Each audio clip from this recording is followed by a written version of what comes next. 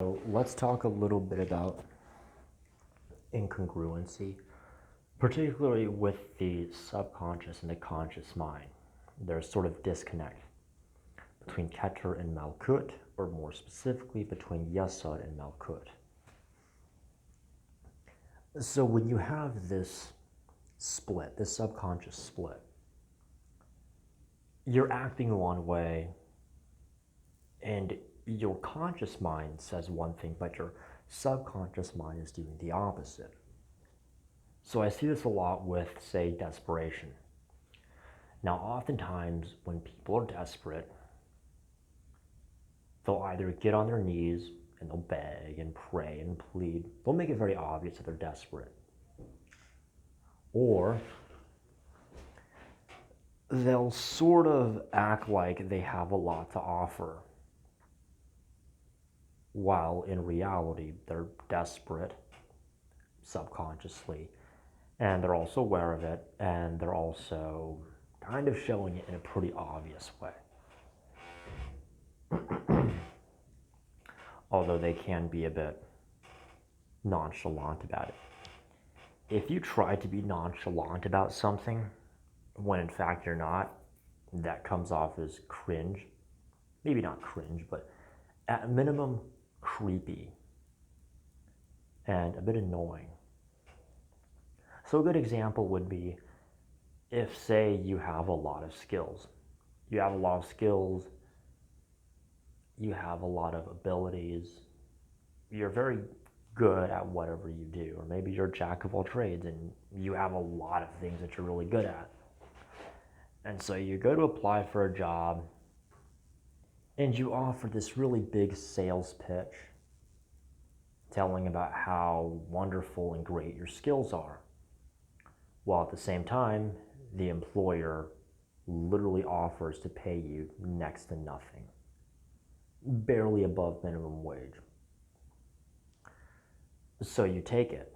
So now you have an equally incongruent situation.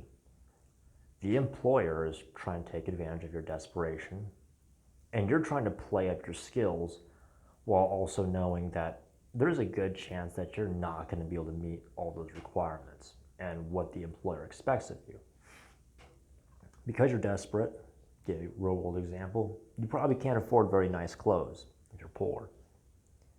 Probably can't always afford the best hygiene. You might not be able to afford to get to work on time if you don't have a working vehicle, or your vehicle is in really bad condition. Probably can't afford to be at work on time at all. You might have to take an extended lunch break because, can't afford to eat out. These things add up, and it creates a very weird situation. Also, in regards to dating, I see this with men more so than women, although I have experienced it from women, like towards me as a guy, since I'm straight.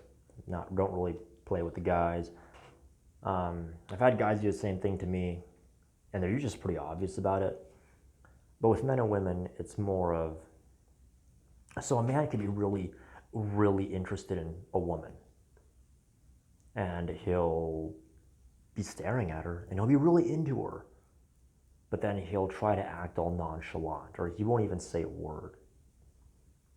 That creates incongruency, because the actions show that he's totally not into her, and he's trying to convince himself that he's not into her, but the subconscious is telling something different. The conscious mind is telling something different.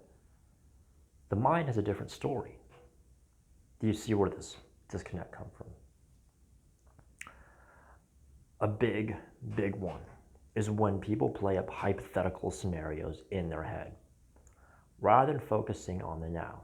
Yes, playing up a hypothetical scenario in your head is a really good way to create incongruency, because you become hyperfixated on a situation that you're aware is hypothetical, that you consciously are aware is hypothetical, but yet you're dreaming about it and you're living it out in your mind as if though it's already happening.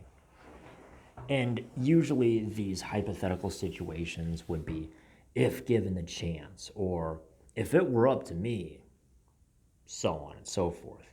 If it were up to me, I'd get rid of this stupid law, or if it were up to me, I would, do it this way, or if I had the money, I would totally not go to this restaurant. So you're playing up a hypothetical situation that also creates a bit of a awkwardness. This is sort of the stem of awkwardness and creepiness. And of course, mind you, that will manifest in the physical world. Now, as far as your physical appearance and behavior goes, well, much of that is formed during your very young years, when you don't really have much of a conscious mind to block and filter stuff out. You're also a little kid, so you're physically weaker, probably don't have that much money, probably relying on mom and dad for everything, maybe extended family, so on and so forth. So when you're young, you have all this programming being put into you, and you don't really have the ability to block anything out. You don't have that Mars energy set up yet. You just have all this feminine, lunar, and Venusian energy.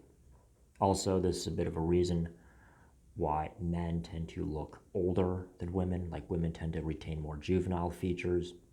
This is where it comes from. Because when you're young, it's all the feminine and subconscious energy.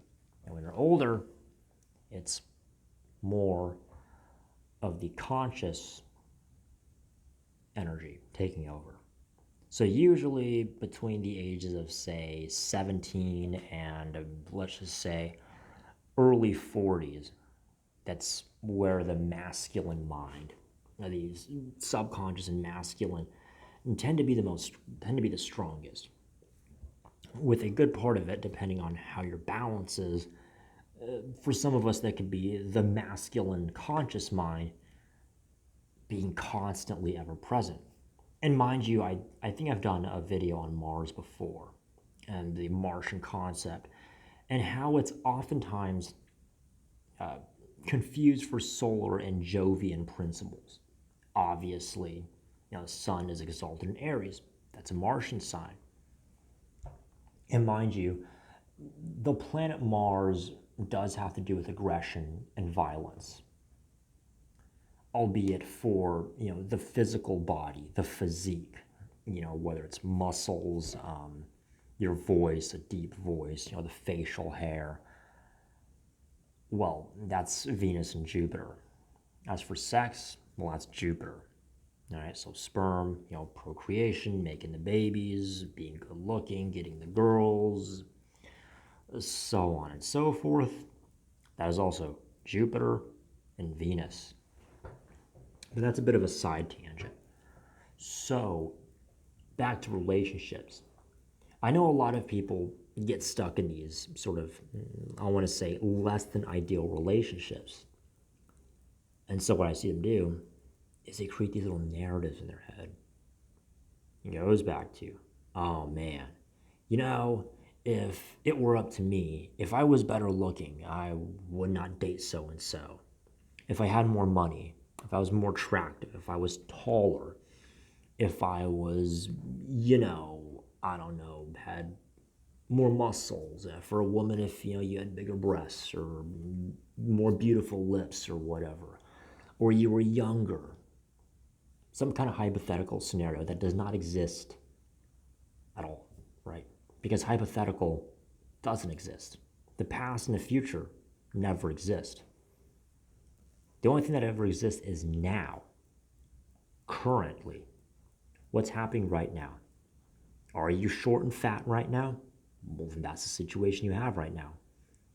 Are you going bald right now? There you're going bald right now. If you're a woman, do you have small boobs and, face full of acne, wrinkles? Well, that's the situation right now. So that creates an even more weird and creepy situation. There's incongruency between the conscious and the subconscious. While this is not a hermetic principle, I think it's more of a law of manifestation. A law of manifestation is the law of balance. I'm going to create that. The law of balance, I'll sum it up myself, is that if the conscious does not align with the subconscious, there's going to be problems. If the ethereal, the cosmic, the higher planes does not align with the lower planes, then what you have is conflict. You have upheaval. And in many of us humans, or the mundane lives, for those of us that live relatively peaceful and mundane lives, that manifests as weird behaviors. Sometimes, bad results as well, which tends to, follow one another. So with the, I'll say, quote unquote,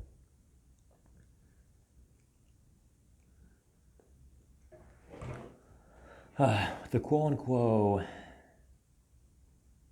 as I was saying, the incongruency, right? There's that situation, back to the whole relationships thing, or the where you feel like you're being taken advantage of because you don't have the leverage in a situation.